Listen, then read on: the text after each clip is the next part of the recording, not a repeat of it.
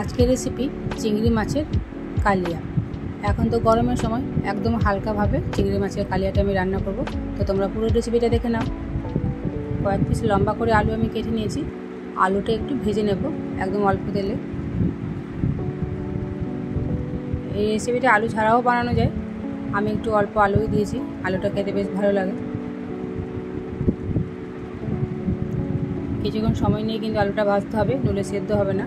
আর আমি আলুটা ভাজার সময় ঢাকা দিয়ে দিয়েছিলাম।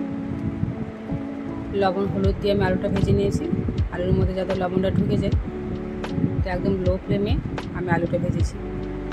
তারপর তোকে একটা মশলা বেটে নিয়েছি, কয়েক টুকরো পেঁয়াজ, কাঁচা লঙ্কা, টমেটো আমি মিক্সিতে একটু পেস্ট করে নেব। আর আমি আদা রসুনটা বেটে নিয়েছি, আগে ওটা সিলে বেটেছি, ওটার ভিডিও আর করা হয়নি। তাকে এটা মিক্সিতে একটু বেটে নিলাম। তারপর দেখো কয়েক পিস কাজু আমার মেয়ে বেটে দিল সিলের মধ্যে। আমি গুঁড়ো মশলা নিয়েছি এখানে, ধনে গুঁড়ো, জিরে গুঁড়ো, হলুদ গুঁড়ো, কাশ্মীরি লঙ্কা গুঁড়ো।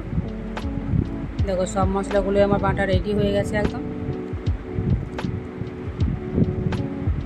কড়াতে তেল গরম করে নিয়েছি, গোটা গরম মশলা আমি ফোড়ন দিয়ে দিলাম।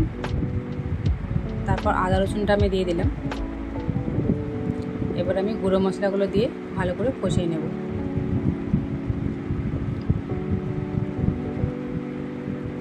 গ্যাসের ফ্লেমটা লোতে রেখে আমি রান্নাটা করছি।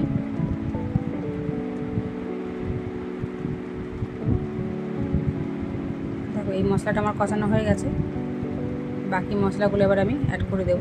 আর মশলা কষানোর সময় একটু জল দিয়েই মশলাটা আমি কষিয়ে নিচ্ছি, কারণ আমি খুব বেশি তেল ব্যবহার করছি না।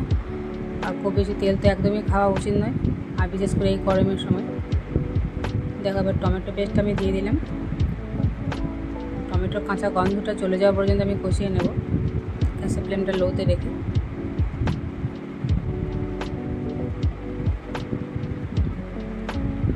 অল্প অল্প করে জল দিয়ে ভালো করে কষিয়ে নিতে হবে।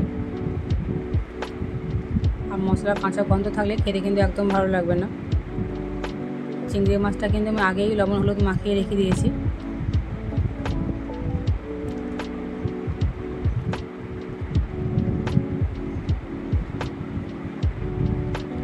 দেখো চিংড়ি মাছটা এবার দিয়ে দিলাম।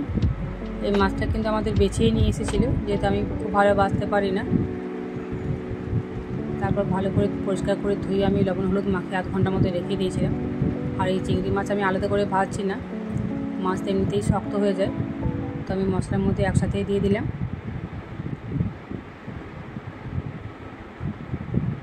গ্যাসের ফ্লেমটা লোতে রেখে আমি কিছুক্ষণ কষিয়ে নিলাম। দেখো এবার আমি আলুগুলো দিয়ে দিলাম। আলুগুলো যেহেতু আমার প্রায় অর্ধেকটা ভাজাই হয়ে গেছিলো আর সিদ্ধও হয়ে এসেছিলো, তো খুব বেশিক্ষণ আর কষানোর প্রয়োজন হবে না। চিংড়ি মাছ থেকে কিন্তু অল্প একটু জল বেরোয়, তো কিছুক্ষণের জন্য আমি ঢাকা দিয়ে দিলাম যাতে ভালোভাবে সিদ্ধ হয়ে যায়।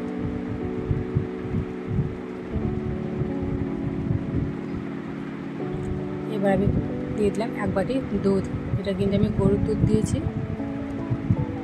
এবার দিলাম কাজু বাটা।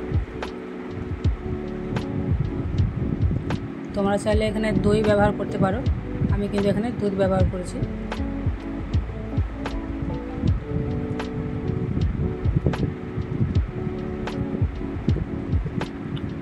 ভালো করে নাড়াচাড়া করে নিতে হবে যাতে তলাতে ধরে না যায়। কাঁচা লঙ্কা ফাটিয়ে দিলাম একটা, পরিমাণ মতো লবণ দিয়ে দিলাম, অল্প একটু চিনি দিয়ে দিয়েছি স্বাদের জন্য। আমি রান্নাতে খুব বেশি ঝাল দেবো না, যেহেতু আমরা খুব বেশি ঝাল খাই না। তোমরা যেমন ঝাল খেতে পছন্দ করো ঝালটা তেমনই দিয়ে নেবে। আমি কিছুক্ষণের জন্য ঢাকা দিয়ে দিলাম। ঢাকাটা 5 মিনিট পর আমি খুলে নিয়েছি।